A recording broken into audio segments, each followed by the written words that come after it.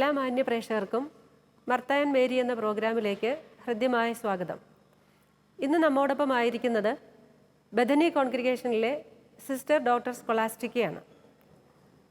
വയനാട്ടിലെ pain and palliative രംഗത്ത് പ്രാരംഭ പ്രവർത്തക എന്ന നിലയിലും ഒത്തിരി ക്യാൻസർ രോഗികൾക്ക് ആതുര സേവന രംഗത്ത് സ്വാന്തനമായി പ്രവർത്തിച്ചു വരുന്ന സിസ്റ്റർ സ്കൊളാസ്റ്റിക്കയാണ് ഇന്ന് നമ്മോടൊപ്പം ആയിരിക്കുന്നത്.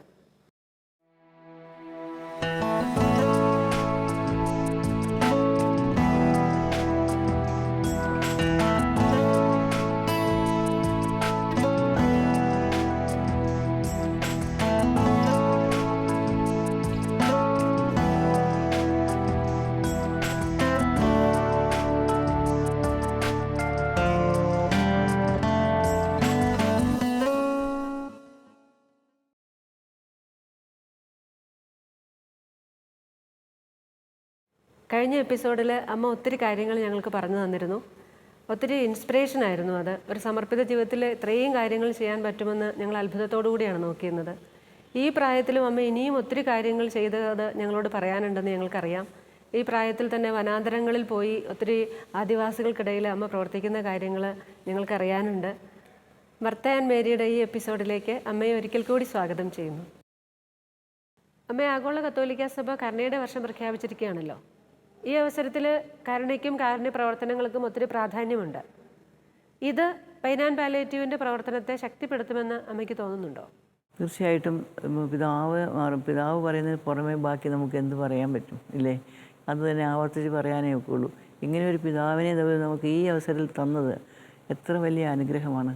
കാരണം ലോകം മുഴുവനും അതുകൊണ്ട് വളരെയധികം നവീകരിക്കപ്പെടുന്നു എന്നാണ് ഞാൻ വിശ്വസിക്കുന്നത്. അപ്പോൾ അതുകൊണ്ട് എല്ലാ മനുഷ്യരിലും ആ കരുണയുടെ ആ ഒരു ചെറിയ പൊരിയെങ്കിലും ദൈവമേ ഒന്ന് ശേഷിപ്പിക്കണേ. പക്ഷേ നമ്മൾ പറയുന്നതല്ലാതെ നമ്മൾ വായിക്കുന്നത് എന്തുമാത്രമാണ്? ഈ വെട്ടിക്കൊലകളും മറ്റ് കാരുണ്യമില്ലാത്ത എത്രയോ കാര്യങ്ങളാണ് നമ്മൾ കേൾക്കുന്നത്.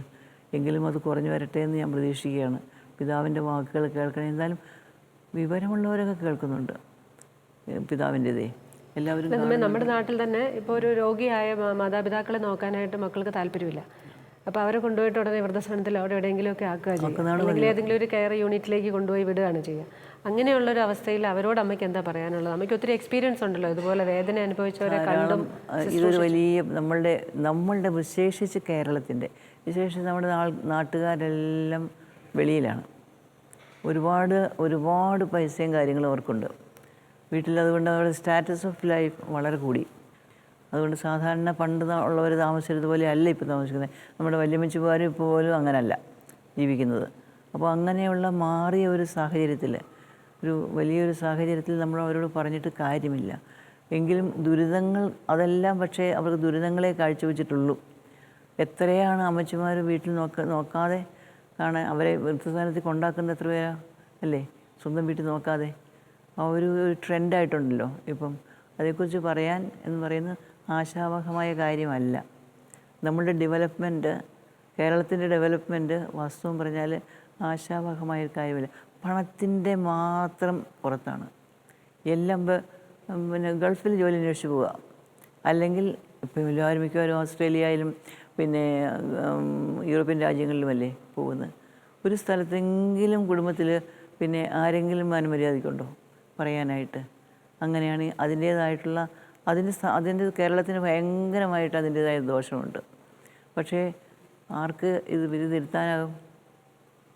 അതേക്കുറിച്ച് ഞാൻ പറയാൻ അശക്തമാണ്. അവർ തന്നെ ആലോചിക്കട്ടെ. ദൈവമേ കണ്ണു തുറക്കണമേ എന്ന് പ്രാർത്ഥിക്കുക. അല്ലാതെ ഇപ്പം ഞങ്ങളുടെ ഞാൻ എന്തിനാണ് പറയുന്നത്? ചിലപ്പോൾ ഞാൻ വിചാരിക്കും, ഞാൻ എന്തിനാണ് പറയുന്നത്? എൻ്റെ ബ്രദറിന് ജോലി ഉണ്ടായിരുന്നു, പിന്നെ ട്രാൻസ്പോർട്ടിൽ ആയിരുന്നു ജോലി. അവന് നല്ല വരുമാനമുണ്ട്. അവൾ ഭാര്യയ്ക്ക് ടീച്ചറാണ്, അവൾക്ക് നല്ല ജോലിയുണ്ട്. പിള്ളേരാരും സ്ഥലത്തില്ല, പിന്നെ അവരെല്ലാം പുറത്താണ്. എന്നിട്ട് കടന്ന് കരഞ്ഞിട്ട് വല്ല കാര്യമുണ്ടോ? പക്ഷേ അവൾ പറയാം, എന്നെ ചെറിയ കുഞ്ഞമ്മയെന്നാണ് എന്നെ വിളിക്കുന്നത്. ചെറിയ കുഞ്ഞമ്മയെന്ന് എല്ലാവരും വിളിച്ചുകൊണ്ടിരുന്നത്. എന്ത് പറയാനാ? മറ്റുള്ളവർ ജീവിക്കുന്ന പോലെ നമുക്കും ജീവിക്കണ്ടേ? നമുക്കിങ്ങനെ പണ്ടത്തെ പോലെ പറഞ്ഞ പോലെ കിടക്കാൻ ഒക്കുമോ? അത് നാടോടുമ്പോൾ നടുവ് ഓടണ്ടേ? അങ്ങനെ പറഞ്ഞിട്ട് അതൊന്നും നടപ്പില്ല ഇനി എന്നാണ് പറയുന്നത്. ഞാൻ പറഞ്ഞു, എന്നാൽ പിന്നെ ഇന്ന് കണ്ണീരൊഴുക്ക്. അമ്മേ, നമ്മുടെ ഇന്ത്യയിൽ ഏറ്റവും കൂടുതൽ ക്യാൻസർ പേഷ്യൻസ് ഉള്ളത് വയനാട് ഡിസ്ട്രിക്റ്റിലാണെന്നാണ് വേൾഡ് ഹെൽത്ത് ഓർഗനൈസേഷൻ ഈ ഇടയ്ക്ക് പറഞ്ഞത്. ശരിക്കും നമ്മുടെ വയനാടിൻ്റെ ഏറ്റവും വലിയ വേദനയാണത്.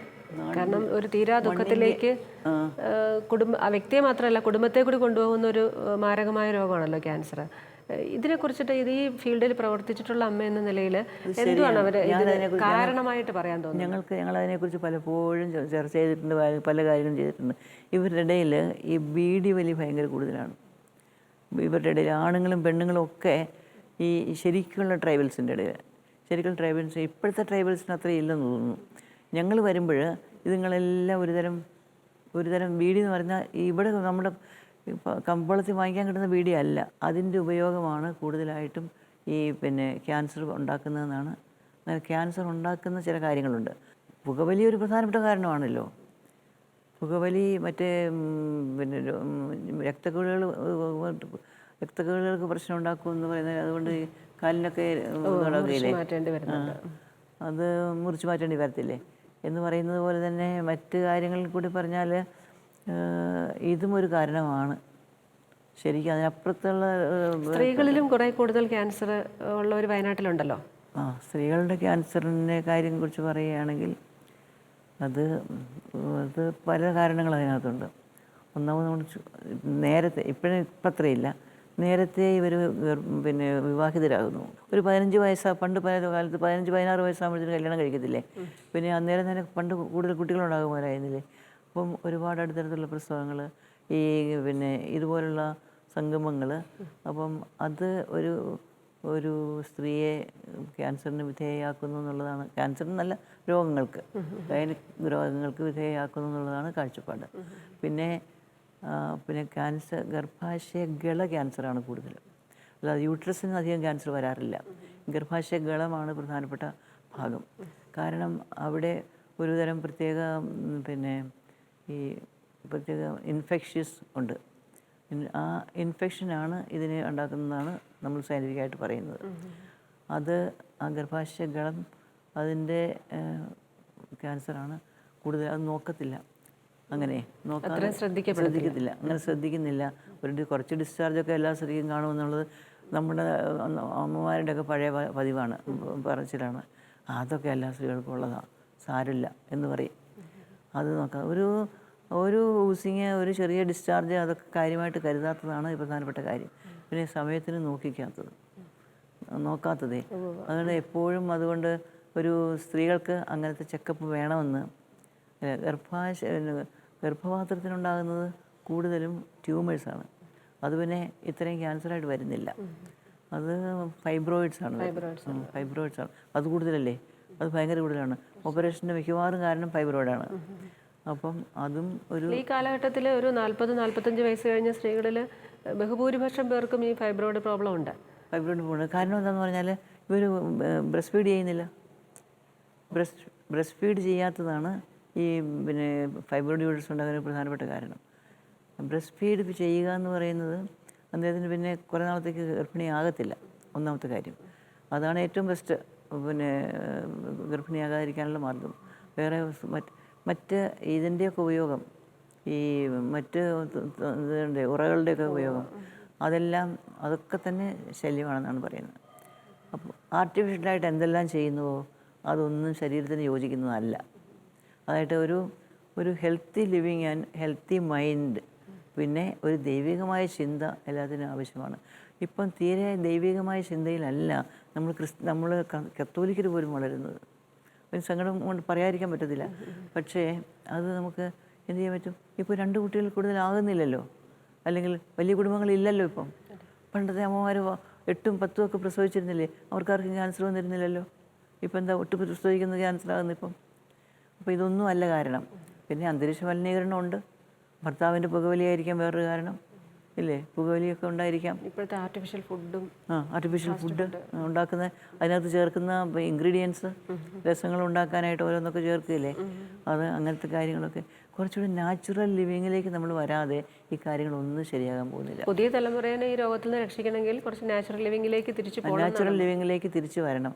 അതിന് കുറച്ച് പേരെങ്കിലും അപ്പോൾ ഇപ്പം കുറച്ചുകൂടെ ഉണ്ട്. പണ്ടൊന്നും സ്ഥലമില്ലല്ലോ. ഇപ്പം ഒരു ടൗൺ ലിവിങ്ങിൽ വരുമ്പോഴേ കുറച്ച് സ്ഥലങ്ങളൊന്നുമില്ലല്ലോ.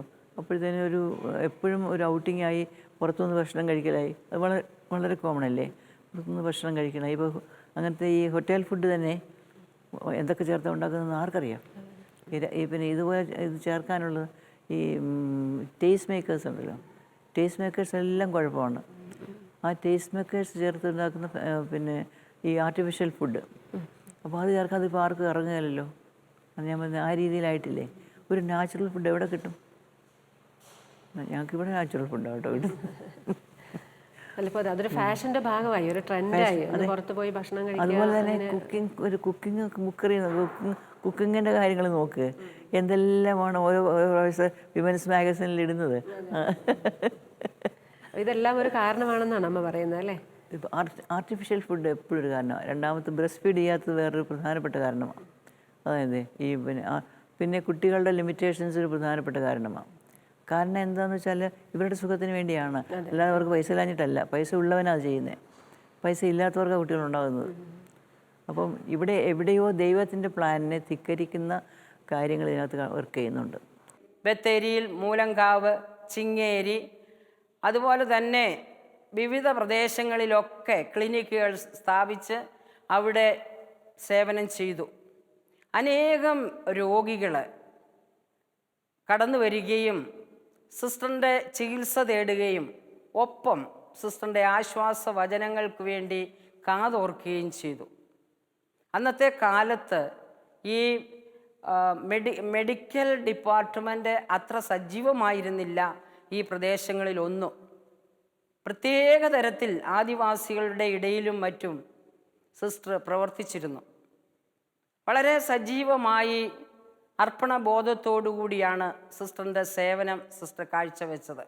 പിന്നീട് കാലത്തിൻ്റെ പുരോഗതി കടന്നു വന്നു. അനേകം വലിയ ഹോസ്പിറ്റലുകൾ ഓരോ പ്രദേശങ്ങളിലും രൂപം കൊണ്ടു. അപ്പോൾ ചെറിയ ചെറിയ ക്ലിനിക്കുകൾക്ക് പ്രസക്തി ഇല്ലാതെയായി. അങ്ങനെ പ്രസക്തി ഇല്ലാതെയായപ്പോൾ ആയ സാഹചര്യത്തിലും അതിനു മുമ്പേയുമായിട്ട് ഈ പാലിയേറ്റീവ് പ്രോഗ്രാമിൽ വളരെ സജീവമായിട്ട് പ്രവർത്തിച്ചു. സിസ്റ്ററിന് രോഗികളെ കണ്ടാൽ അല്ലെങ്കിൽ ആശ്വാസം വേണ്ടിയവരെ തേടി വരുന്നവരെ കണ്ടാൽ സിസ്റ്റർ അവർക്ക് വേണ്ടി സമയം ചെലവഴിക്കുകയും തനിക്ക് പറ്റുന്ന കാര്യങ്ങളൊക്കെ ചെയ്തു കൊടുക്കാൻ വളരെ താല്പര്യത്തോടുകൂടി ഇടപെടുകയും ചെയ്തു വരുന്നു. ഇപ്പോൾ ഏനാനും പാലിയേറ്റീവ് കെയറിൻ്റെ പ്രവർത്തനം അല്ലാതെ അമ്മ ഇപ്പോൾ ചെയ്തുകൊണ്ടിരിക്കുന്ന മറ്റ് പ്രവർത്തന മേഖലകൾ ഏതെങ്കിലും ഉണ്ടോ? ഇപ്പം ഞാൻ അധികം പ്രവർത്തനങ്ങൾ ചെയ്യുന്നില്ലല്ലോ. ഞാനിപ്പോൾ ഇങ്ങനെ ഇരിക്കുന്നത്. എൻ്റെ ഏറ്റവും വലിയ പ്രധാനപ്പെട്ട മേഖല പേരൻ പാലിയേറ്റീവ് തന്നെയായിരുന്നു. ഇപ്പം ഞാൻ ചെയ്യുന്നത്, ഇപ്പോഴും ചെയ്യുന്നുണ്ട്. പേരൻ പാലിയേറ്റീവിൻ്റെ ഞങ്ങളുടേതായിട്ടുള്ള ആ പ്രവർത്തനമുണ്ട്. ഇപ്പോൾ കോഴിക്കോടില്ല, ബത്തേരിയിലെല്ലാം ഞാനായിരുന്നല്ലോ പ്രധാനപ്പെട്ട ആൾ.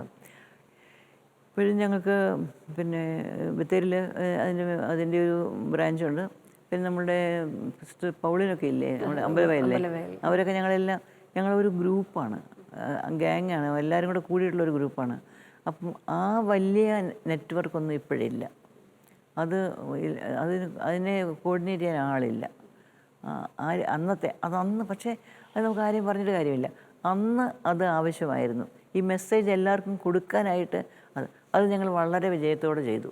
എല്ലായിടത്തും ഇത് കൊടുക്കാനായിട്ട് സെമിനാറുകൾ വെച്ചും പിന്നെ സ്റ്റഡി ക്ലാസ്സുകൾ വെച്ചും പിന്നെ ഞങ്ങളിവിടെ എല്ലാം വിസിറ്റ് ചെയ്തും ആ കാര്യങ്ങളെല്ലാം നന്നായിട്ട് ചെയ്തു. അന്ന് ഞാനും വളരെ ഫ്രീ ആയിരുന്നു. അതിനിടയ്ക്ക് ഇങ്ങനെ ഓരോരോ സ്ഥാനങ്ങളും ജനറലേറ്റിൽ പോയി. അങ്ങനെ ഈ മഠത്തിലെ ഓരോരോ സ്ഥാനങ്ങൾ കിട്ടിയിട്ട് അതിന് പുറകെ പോയാൽ പിന്നെ ഇതിനൊന്നും ചെയ്യാനായിട്ട് നേരം കിട്ടത്തില്ല. ഇപ്പം അമ്മ ഈ അമ്പലവയൽ ക്ലിനിക്കിൽ പോകാറുണ്ടോ? ഇപ്പോൾ പോകാറില്ല, പണ്ട് പോകുമായിരുന്നു. ഇപ്പോൾ എന്നോടത്തും പോകാറില്ല. കാരണം എനിക്ക് തീരെ വയ്യാലോ. അപ്പോൾ അത് കഴിഞ്ഞല്ലേ ഞാൻ വീണതും. പിന്നെ ആക്സിഡൻറ്റ് ഉണ്ടായിരുന്നു. ഞാൻ ജനറലേറ്റിലായിരുന്ന സമയത്താണ് ജനറലിൻ്റെ കൂടെ പോയിട്ട് വന്നപ്പോഴാണ് ഈ ആക്സിഡൻറ്റ് ഉണ്ടായത്. അത് കഴിഞ്ഞതിന് ശേഷം ഞാൻ 2 വർഷത്തോളം കിടപ്പിലായിരുന്നു. 2 വർഷത്തോളം കിടപ്പിലായി കഴിഞ്ഞപ്പോൾ പിന്നെ ഞാൻ ജനറലേറ്റിൽ പോയില്ല. എനിക്ക് പകരം ഇവിടുന്ന് വേറെ സിസ്റ്ററിനെ വിടുകയായിരുന്നു. എനിക്ക് പകരം ഇപ്പോൾ ഒരാൾ അവിടെ ഉണ്ട്. അമ്മ പുതിയ തലമുറയിലുള്ള സമർപ്പിതരോടും അതുപോലെ സമർപ്പിത ജീവിതം ആഗ്രഹിക്കുന്നവരോടും അമ്മയ്ക്ക് എന്താണ് പറയാനുള്ളത്? അത് അവരെ സംബന്ധിച്ച് പറയുമ്പോൾ ഒന്നാമത് അവരുടെ എക്സ്പെക്റ്റേഷൻസ് എന്താണെന്ന് നമുക്കറിയത്തില്ല. അതായിരിക്കും ഈ വരുന്ന കുട്ടികളുടെ, എൻ്റെയൊക്കെ കാലത്ത് വരുന്ന കുട്ടികൾ വളരെ എക്സ്പെക്റ്റേഷൻ എന്ന് പറഞ്ഞാൽ വളരെ ഹോളി ആയിട്ടൊരു ലൈഫിന് വേണം. പിന്നെ നമുക്കൊരു സ്ഥാനമോ മറ്റു കാര്യങ്ങളോ ഒന്നുമല്ല. നമുക്ക് ഒരുപാട് തപസ് ചെയ്യാനുണ്ടായിരിക്കും, നമ്മൾക്ക് ഒരുപാട് മൗനം പാലിക്കാനുണ്ടായിരിക്കും, നമുക്ക് ഒരുപാട് പുണ്യങ്ങൾ അഭ്യസിക്കണമെന്നില്ല. ഇന്ന് പഴയ സ്പിരിച്വാലിറ്റിയാണ് അന്നത്തെ കാലത്ത് വരുമ്പോൾ. അപ്പം അന്ന് ആ ഒരു ചിന്താഗതിയുമായിട്ടാണ് വരുന്നത്. പിന്നെ ഒത്തിരി സർവീസ് ചെയ്യാനുണ്ടായിരിക്കും. ഏത് മേഖലയാണ് നമുക്കറിഞ്ഞൂടാ.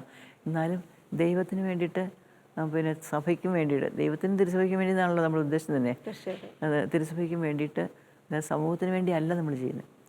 സഭയ്ക്കും ദൈവത്തിനും സഭയ്ക്കും തിരുസഭയ്ക്കും വേണ്ടിയിട്ടാണ്. അപ്പോൾ തിരുസഭ നമ്മുടെ വലിയൊരു കാര്യമാണ്. അതിന് വേണ്ടിയിട്ട് ജോലി ചെയ്യാനായിട്ടാണ് നമ്മൾ വരുന്നത് എന്നുള്ളൊരു ചെറുപ്പത്തിലേ നമ്മൾ കുഞ്ഞുങ്ങളായിരുന്നപ്പോഴേ നമ്മുടെ മനസ്സിൽ അങ്ങനെയുണ്ട്.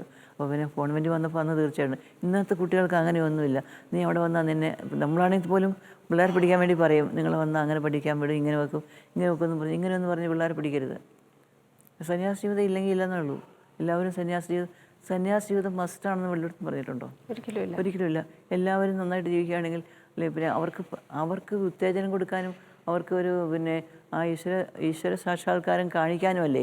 അതാത് കാലഘട്ടത്തിൽ ഈശോയെ പ്രഘോഷിക്കാൻ സന്യാസം ആവശ്യമല്ലേ? ആയിരുന്നു സന്യാസം. അതിപ്പം ഈ സന്യാസത്തിന് സാധ്യമല്ലെങ്കിൽ എന്തിനങ്ങനത്തെ ഈ പിന്നെ ബോറൻ മെത്തേഡുകൾ സ്വീകരിക്കണം എന്നാണ് എൻ്റെ അഭിപ്രായം. നമ്മൾ ജീവിക്കുകയാണെങ്കിൽ അത്തരത്തിലുള്ള രീതികൾ നമ്മൾ മറ്റുള്ളവർക്ക് വേണ്ടി അകവഴിഞ്ഞ് ചെയ്യാനായിട്ടുള്ള കാര്യങ്ങളുണ്ടാകണം. നമ്മൾ അതുപോലെ ഇവിടെ നമ്മളുടെ ഈ മഠത്തിലും നമ്മൾ അതുപോലെ ജീവിക്കണം. ഞാൻ പറയുന്നത് പലപ്പോഴും പുറത്ത് വളരെ കേമരാണ്, അകത്ത് വന്നാൽ ഒന്നും പറയാനില്ല. അങ്ങനത്തെ ലൈഫൊന്നും വേണ്ട. അത് ഈ അതുപോലത്തുള്ള ഫോൾസ് പിന്നെ സന്യാസിമാരൊന്നും വേണ്ടെന്നുള്ളതാണ് എൻ്റെ അഭിപ്രായം. ഞാൻ പറയുകയാണെങ്കിൽ സന്യാസ സമൂഹങ്ങൾ കുറഞ്ഞു പോകുന്നതുകൊണ്ട് ഒട്ടും വിഷമിക്കേണ്ട കാര്യമില്ല. കാരണം കുറച്ചുകൂടെ അവർ പിന്നെ ഞാൻ പറയുന്നത്, ഞങ്ങളെ കുറ്റം പറയണ്ട, നമ്മൾ കത്തോലിക്കരുണ്ടല്ലോ, നമ്മുടെ മതവിശ്വാസം കത്തോലിക്ക വിശ്വാസികൾ ശരിക്കും ജീവിച്ചാൽ നല്ല സിസ്റ്റേഴ്സ് ഉണ്ടാവും. ആ അടിസ്ഥാനപരമായ വിശ്വാസം നമുക്ക് കിട്ടുന്നത് മഠത്തിൽ നിന്നല്ല. അടിസ്ഥാനപരമായ വിശ്വാസം നമുക്ക് കിട്ടുന്നത് വീട്ടിൽ നിന്നാണ്. തീർച്ചയായിട്ടും. കാരണം ഒരു അച്ഛനാണെങ്കിലും ഒരു സിസ്റ്റർ ആണെങ്കിലും ഒരു കുടുംബത്തിൽ നിന്ന് വരുന്ന ആളാണല്ലോ. അതാണ് ആ കുടുംബത്തിലെ സാഹചര്യം കൊണ്ടാണ്. അതാണ് നമ്മൾ ഇവിടെ വന്നിട്ട് നമ്മൾ ഒന്നും പഠിക്കാൻ പോകുന്നില്ല. നമ്മൾ കൂടുതൽ ഡീറ്റെയിൽഡായിട്ട് തിയോളജി പഠിക്കും, കൂടുതലായിട്ട് നമ്മൾ ഫിലോസഫി പഠിക്കും, മറ്റൊരുപാട് കാര്യങ്ങൾ നമ്മൾ പഠിക്കും. പക്ഷേ നമ്മളുടെ അടിസ്ഥാന മൂല്യങ്ങൾ നമുക്ക് കിട്ടുന്നത് നമ്മുടെ വീട്ടിൽ നിന്നാണ്. അങ്ങനെയുള്ള അതുകൊണ്ട് നല്ല ഇപ്പോഴത്തെ പിന്നെ വിവാഹിതരാകുന്ന പെൺകുട്ടികളോട് നല്ലപോലെ അടുത്ത തലമുറയെക്കുറിച്ച് പിന്നെ മര്യാദയ്ക്ക് നോക്കാൻ പറയണം. പ്രാർത്ഥിച്ചൊരുങ്ങി അല്ലേ, നല്ല മക്കൾക്ക് ജന്മം നൽകിയിട്ട് ദൈവരാജ്യം പ്രഘോഷിക്കാനായിട്ട് എന്നിട്ട് നല്ല കന്യാസികൾക്കും പിന്നെ അച്ഛന്മാർക്കും പിന്നെ ജന്മം കൊടുക്കാനായിട്ട്. അതാണ് അമ്മയ്ക്ക് അവരോട് പറയാനുള്ളത്. എനിക്ക് എല്ലാവരോടും പറയാനുള്ളത് അതാണ്. അത് ഒന്നും ഞാൻ വിശ്വസിക്കുന്നില്ല.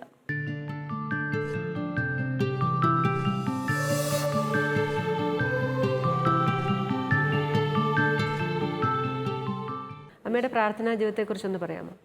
എൻ്റെ പ്രാർത്ഥനാ ജീവിതം ഞാൻ വളരെയധികം, ഒന്നാമത് പ്രാർത്ഥനാ ജീവിതം ഞാൻ വളരെ ഇഷ്ടപ്പെടുന്നു. പ്രാർത്ഥിക്കാൻ എനിക്ക് ഇഷ്ടമാണ്. എൻ്റെ എല്ലാ ശക്തിയും വാസം പറഞ്ഞാൽ അങ്ങനെ വരുമ്പോൾ എന്ത് പ്രയാസമാണെന്നുണ്ടായാലും പോട്ടെ എന്ന് പറഞ്ഞ് ഞാൻ 2 പ്രാവശ്യം അങ്ങനെ പറഞ്ഞ് ദൈവമേ എന്നുള്ളതല്ല. ഞാൻ വിളിക്കും കർത്താവേ ആരാണെങ്കിലും മതി. ചിലപ്പോൾ ഞാൻ വിളിക്കും. ഇപ്പോഴെനിക്ക് മാതാവിനോട് ഭയങ്കര ഇഷ്ടമാണ്. എൻ്റെ പൊന്നു മാതാവേ, അല്ല വല്ലാതികൾ എന്നെ വിഷമിപ്പിക്കാൻ വന്നിരിക്കുന്നു, അല്ലെങ്കിൽ ഇങ്ങനെ പറയും ഞാൻ. 2 വാക്ക് ചീത്തയും പറയും. എൻ്റെ കൂട്ടത്തിൽ മാതാവിനെ 2 പ്രാവശ്യം എൻ്റെ മാതാവേ നീ എന്തുമാത്രം സഹിച്ചു, എന്നിട്ടാണ് എനിക്കത് സഹിക്കാൻ വയ്യാത്തത്, ഞാൻ തോക്കിയില്ല എന്ന് പറഞ്ഞിട്ട് ഞാൻ വളരെയധികം ഒരു സമാധാനത്തോടുകൂടി പിന്നെ എനിക്ക് ആ പ്രോബ്ലമേ ഇല്ല. അതുപോലെ പ്രാർത്ഥനയിൽ എനിക്കത് വളരെയധികം സാധിക്കുന്നുണ്ട്. ഈശ്വര ചിന്ത, അല്ലെങ്കിൽ ദൈവം നമുക്ക് അതിനുള്ള കഴിവ് തന്നിട്ടുണ്ട്, ദൈവം നമ്മുടെ കൂടെ ഉണ്ട് എന്നുള്ള ചിന്ത. നമ്മൾ ഇത്രയും പ്രാർത്ഥനകളും മറ്റു പ്രാർത്ഥനകളും എല്ലാത്തപ്പോൾ ഉണ്ടാകുന്ന ആ സന്നിധാനത്തിൻ്റെ ചിന്തയുണ്ടല്ലോ, ദൈവസംസർഗത്തിന് ദൈവസന്നിധാനത്തിൻ്റെ ചിന്ത നമുക്ക് വരുന്നത് അപ്പോഴാണ്. അതാണ് എന്നെ ശക്തിപ്പെടുത്തുന്നത്. അമ്മയുടെ ഫാദർ ശരിക്കും പ്രീസ്റ്റ് ആയിരുന്നല്ലോ. അദ്ദേഹത്തിൻ്റെ ജീവിതം അമ്മയ്ക്ക് ഒത്തിരി പ്രാർത്ഥനാ ജീവിതത്തിലേക്ക് ഒത്തിരി ഇൻസ്പിറേഷൻ ആയിട്ടുണ്ട്. ഒത്തിരി എൻ്റെ അമ്മയെ മാതാവേ എന്ന് വിളിക്കും അപ്പച്ചൻ. അപ്പോൾ എന്തെങ്കിലും വരികയാണെങ്കിൽ പിന്നെ അപ്പച്ചന് കുറേ സമയത്തേക്ക് മിണ്ടത്തില്ല. പിന്നെ ഞങ്ങൾക്ക് ആരും അടുത്ത് പോകാൻ പേടിയാണ്. അപ്പം അതുപോലെ ഇരുന്ന് പ്രാർത്ഥനയിൽ ലയിച്ചിരിക്കുന്ന ഞാൻ കണ്ടിട്ടുണ്ട്.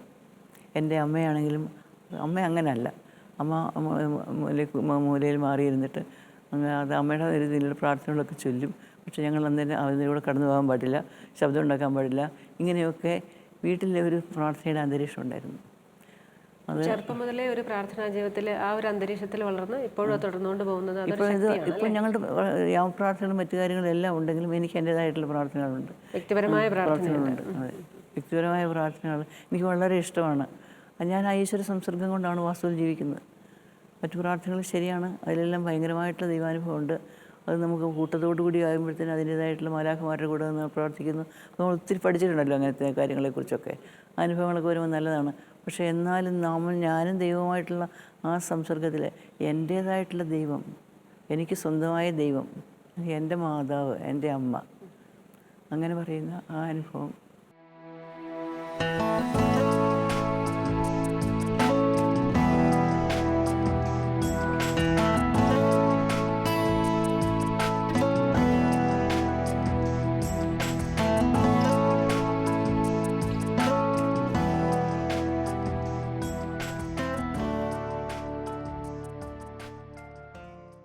ഡോക്ടർ സിസ്റ്റർ സ്കോളാസ്റ്റിക്കായി ഞാൻ പരിചയപ്പെടുന്ന 1968 ഞാൻ ബഥനിയിലെ അംഗമായി ചേരുവാൻ വന്നപ്പോൾ തിരുവല്ലയിലെ പുഷ്പഗിരി ഹോസ്പിറ്റലിലെ ഡോക്ടറായിട്ടാണ് ഞാൻ കണ്ടുമുട്ടുന്നത്. തിരുവല്ല പുഷ്പഗിരി ഇത് 71 വരെ അവിടുത്തെ ഡോക്ടറായിട്ട് സേവനം ചെയ്തതിന് ശേഷം ഞങ്ങളുടെ കോൺഗ്രിഗേഷൻ്റെ കീഴിലുള്ള പിറവം അടുത്തുള്ള വെളിനാടെന്ന കോൺവെൻറ്റിലെ ഡോക്ടറായി സ്ഥലം മാറിപ്പോയി ആ പ്രദേശത്തുള്ള രോഗികളെയും ആകുലരെയും ശുശ്രൂഷിക്കുന്ന ജോലിയായിരുന്നു. 1978 ബത്തേരി രൂപം കൊണ്ടപ്പോൾ വന്യ സിറിൽ പിതാവിൻ്റെ ബസേലിയസ് സിറിൽ പിതാവിൻ്റെ പ്രചോദനം സ്വീകരിച്ചുകൊണ്ട് പ്രത്യേകമായിട്ട് ഇങ്ങോട്ട് ക്ഷണിച്ച് സ്കോളാസ്റ്റിക്കായി വയനാടൻ മലമടക്കുകളിലേക്ക് കയറി വന്നു. സിസ്റ്റർ സ്കോളാസ്റ്റിക്കായി വയനാട്ടിൽ വന്നതിന് ശേഷം വയനാട് മുഴുവനും കോഴിക്കോട് ജില്ലയും മലപ്പുറവും കണ്ണൂരും കാസർഗോഡും പിന്നെ തമിഴ്നാടിൻ്റെ നീലഗിരിയും മൈസൂറും ഈ പ്രദേശങ്ങളിലെല്ലാം ജാതിമത ഭേദമന്യുള്ള എല്ലാ സർവ്വജനങ്ങൾക്കും ശുശ്രൂഷ ചെയ്യുവാൻ മുൻപോട്ട് പോയി. സിസ്റ്റേഴ്സ് സഹായിക്കാൻ സിസ്റ്റർ റെജീന, സിസ്റ്റർ പവിത്ര, സിസ്റ്റർ മീഗ, സിസ്റ്റർ ആലീസ് എന്നിവരുണ്ടായിരുന്നു. അങ്ങനെ മൊബൈൽ ക്ലിനിക്കുകളാണ് കൂടുതലും ഉണ്ടായിരുന്നത്. 10-13 മൊബൈൽ ക്ലിനിക്കുകളുണ്ടായിരുന്നു. അവിടെ എല്ലാം ആഴ്ചതോറും നടന്ന് എല്ലാ രോഗികളെയും സംഘടിപ്പിച്ച് ശുശ്രൂഷ ചെയ്ത് പരിശോധിച്ച് ആവശ്യത്തിലുള്ള മരുന്നും എല്ലാം കൊടുത്തു അങ്ങനെ ശുശ്രൂഷിച്ച് വരുന്നു. അതിൻ്റെ ഇടയ്ക്ക് അവസാനം ആയപ്പോഴത്തേക്കും 1.5 വർഷത്തെ ട്രെയിനിങ് പാവപ്പെട്ട പെൺകുട്ടികളെ സംഘടിപ്പിച്ച് 1.5 വർഷം തോറും ഓരോ ബാച്ച് ട്രെയിനിങ് കൊടുത്ത് 7-8 ബാച്ച് കുട്ടികളെ ഓക്സിലറി നേഴ്സസ് ആയിട്ട് ഫോം ചെയ്തു. അവരിപ്പം നല്ല സമൂഹത്തിൽ നല്ല ജോലിയിൽ സ്ഥിതി ചെയ്യുന്നു. അവർ നല്ല ജോലി ചെയ്ത് കുടുംബജീവിതം നയിക്കുന്നു. പിന്നീട് പാലിയേറ്റീവ് പ്രവർത്തനം എവിടുന്നാണ് പുള്ളിക്കാരിയുടെ മനസ്സിൽ ഈ ആശയം വന്നതെന്ന് എനിക്കറിയില്ല.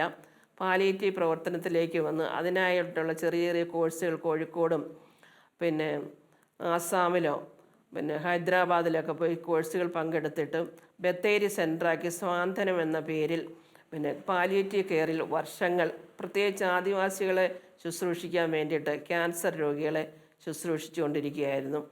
അതിനുശേഷം കോട്ടയത്തേക്ക് ഞങ്ങളുടെ കോൺഗ്രിഗേഷൻ ലെവലിലുള്ള ഈ ഒരു ഇലക്ഷനിൽ സംബന്ധിച്ച് കൗൺസിലറായിട്ട് പോയി. പിന്നീട് ഒരു ആക്സിഡൻറ്റ് സംഭവിച്ചു. അതോടുകൂടി പിന്നെ ഇതിൽ നിന്നെല്ലാം പിന്മാറി വിശ്രമ ജീവിതം നയിക്കുന്നു.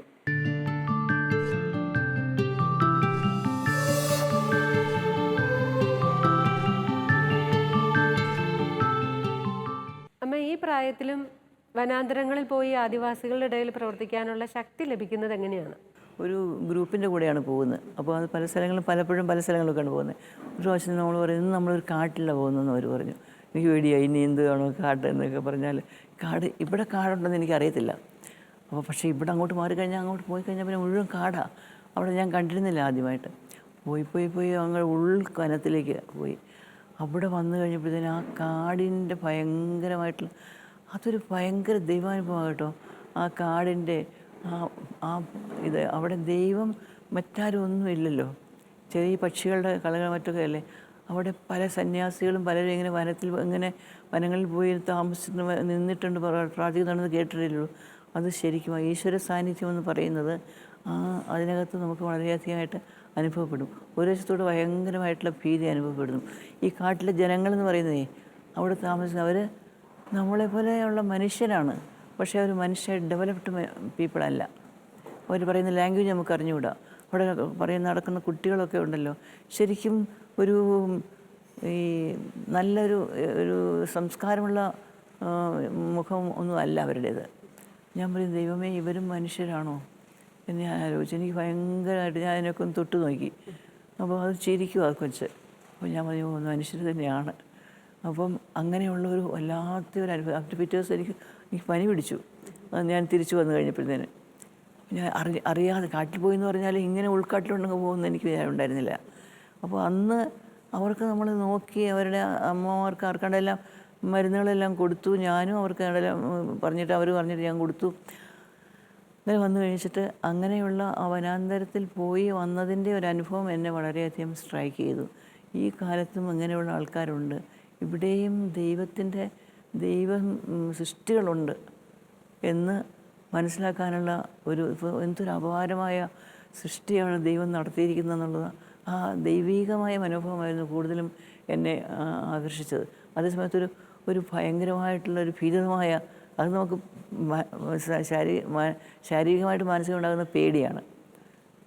മറ്റു പേടികൾ ഒരു വനാന്തരത്തിലാകപ്പെട്ടാലുള്ള പേടി ഒന്നുമല്ല. പക്ഷെ അതിനേക്കാളേറെ ഒരു മാഗ്നാനിമിറ്റി ഇങ്ങനെ നമ്മളുടെ ഈ യൂണിവേഴ്സിനുണ്ട്. നമ്മുടെ ഈ വയനാട്ടിന് ഇതുണ്ട് എന്നുള്ളത്, വയനാട്ടിൽ ഇങ്ങനെ ഒരു വനം ഞാൻ കണ്ടിട്ടില്ല. ഉൾവനത്തിലേക്ക് നമ്മൾ പോയിട്ടില്ലല്ലോ.